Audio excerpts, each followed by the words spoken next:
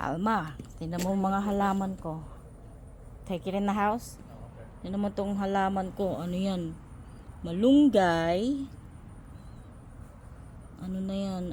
Pinapasok ko sa bahay pagka malamig. Pero sa right now, nakatanim siya sa lupa.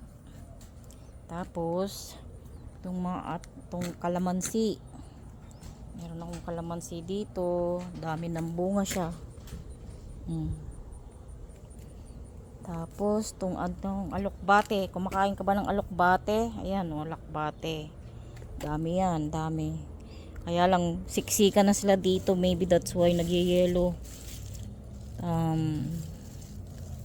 Yep, super. Dami-dami niyan. Tapos ito, kamote. Yung mga kamote na yan.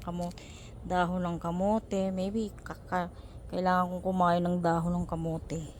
Tingnan ko nga, diligan ko ba or what? Medyo basa pa siya. Tapos dito, to blueberries, persimmons. Tapos dito meron akong cucumbers. Yan, malaki na. Meron akong nakakuha na ako ng mga ilang pirasong cucumbers. Kinain ko na. Yan. Tapos ito, meron ako yatang nilagay ko sa kasi mabigat na. Nilagay ko siya sa nylon pantyhose. Yun yata to, cantaloupe. I'm not sure, but I think so. Ito pa, ang dami kong mga dito, cucumbers. Maliliit na cucumbers. Yan lang, nandyan lang sila. Yung pa, meron pa doon lumalaki na sila. Yan pa. Ito, ibang klase yatang melon to. Kung anong klase yan. Basta siya, melon. Dami niyang ang bunga Pinutol ko pa nga yan Pero yan na nga. Ito, ang mga alokbati ko. Kumakain ka ba ng alokbati? Ayan Mas malaki kasi laki ng kamay ko yung leaves niya. Yan. Dami yan. Nilagay ko siya sa raised bed. Nakakatuwa kasi ang dami. Ang dami-dami Ito.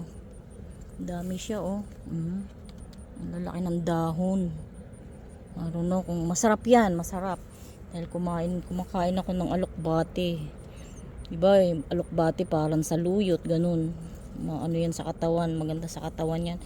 Look at this, ang laki Grabing kalaking niyan leaf ng alokbate ko.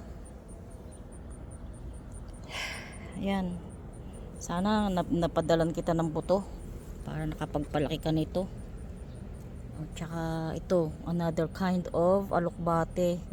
Ito red, ito isa green. Binigay ito ng kapitbahay kong Vietnamese. Tapos ito sili. Ewan ko bakit ang ganyan hanggang ngayon. Ganyan lang siya kalaki. Ang liit-liit pa niya. Parang ayaw lumaki. Dito rin sa kabila. Ayan, may rami. Aba, ang dami kong sili dito. Ayan marami Wow, hindi ko alam, marami na pala akong sili dyan. Tapos dami niyang bulaklak. Ayan, sili Ewan ko nung sili to, parang yung maanghang na sinasabi nila. Puputulin ko nga to mamaya para hindi siya ng mga sili ko. Tapos dito, alam mo, nakapagpatubo ako ng langka. Yan, langka yan. Meron akong 3 langka. Ito, pumpkin to. Itong mga to, ko lang yan. Kakatanim ko lang last week to. Malaki na agad. Mabilis tumubo ang mga pumpkin dito sa Arkansas. Yan, isa pa to sa langka ko. Ito pa. Langka. 3 yan. Ewan ko kung anong gagawin ko na dyan. I guess kailangan ko siyang ilagay sa loob ng bahay kapag bago maglamig, at baka siya alam kong mamamatay Tong aking parang ano to, tawag na ito. To, sili yan, sili. Pero ayaw lumaki. Marami lang leaves. So, tong aming to, ano yata to, kala ko zucchini to. Pero parang ano siya, I guess malaking ito nga oh, laki-laki na niya. Nilagyan ko na siya ng pansahod para hindi siya mabunot o ano, mapitas or akala ko zucchini nung pala tawag nito malaking mahabang watermelon.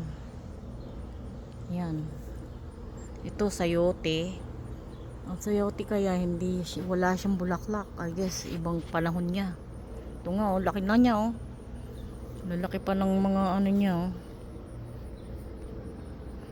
Tapos to, mga eggplant. Ayan, mga eggplant ko yan.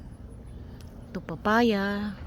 Malaki na yung papaya pero hindi naman natutuloy yung kanyang ano, prutas.